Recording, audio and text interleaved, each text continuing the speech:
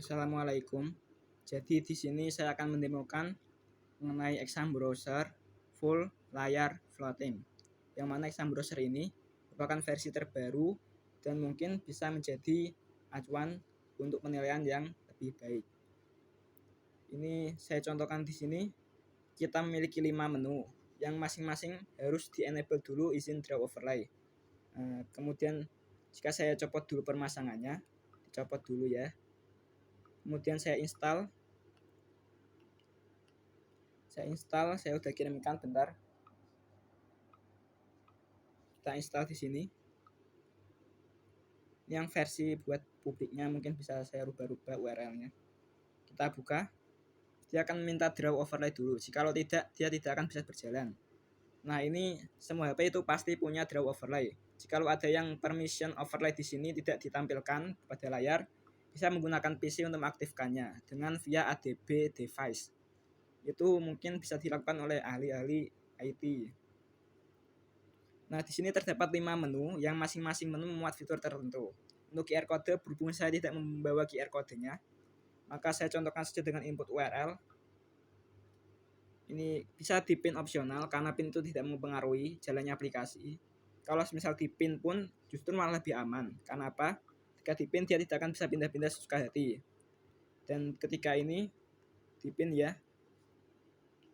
Nah, ketika di pin user, nah itu ya, tidak boleh yang namanya itu usil atau mencoba-coba mencari kelemahan.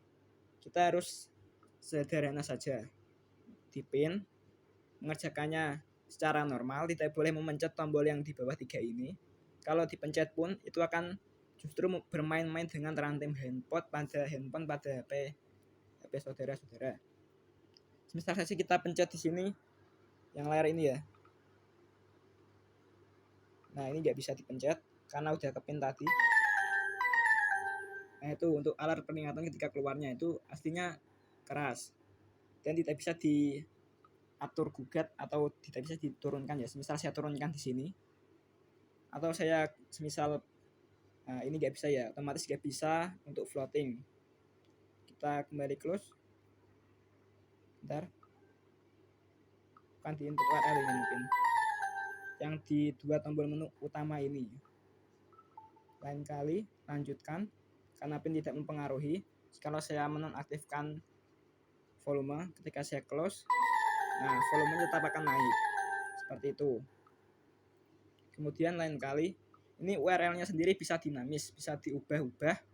Dan jikalau saya menonaktifkan internet, nah ini letak susahnya itu bukan masalah untuk menirunya.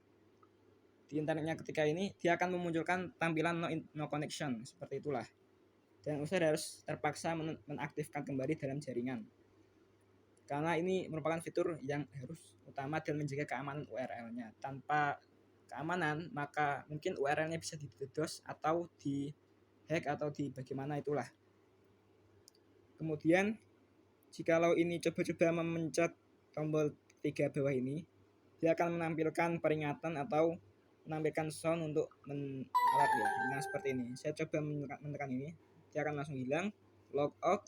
Setelah logout, user harus membuka kembali. Nah, semisal bisa diatur pada server website itu sendiri supaya user atau pengguna tidak berulang-ulang kali keluar masuk. Mungkin untuk sesinya bisa diatur pada website Anda. Nah, sekiranya itu fiturnya sangat sederhana dan mudah digunakan. Ini kemudahan. Mengapa? Nah, kalau misal tadi coba-coba usil ya, itu sama halnya mengganggu ujian dan bisa sekalian Anda tendang siswa itu yang membuat masalah.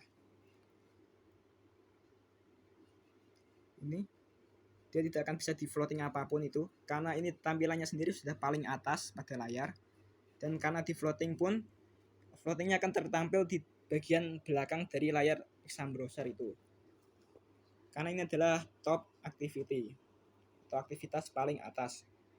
Ini ketika di reload masih ada fungsi untuk menampilkan UI-nya biar bisa mengetahui reloadnya berhasil apa enggak. Jadi ini aman, kalau misal mencet setting pun dia akan ya seperti inilah.